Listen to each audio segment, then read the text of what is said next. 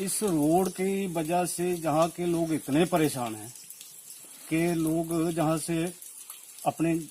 मतलब गाँव को त्याग कर सिटी में जा बसे हैं, क्योंकि जहाँ आने जाने का कोई साधन नहीं है। बच्चों को पढ़ाने की दिक्कत है, बीमार को ले जाने की दिक्कत है, और रास्ता ये ऐसा बना हुआ है कि जहाँ कोई सुनने वाला है ही नहीं।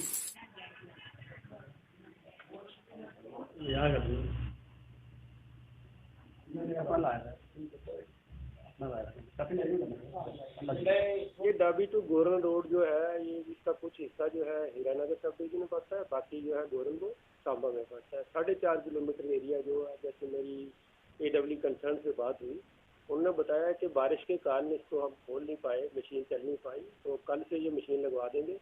और मैं अभी मेरा कंसर्न तहसीलदार जो है उसको भेज रहा हूँ, जाके मौके पे देखेगा और क्या स्थिति है, और इमीडिएटली उसको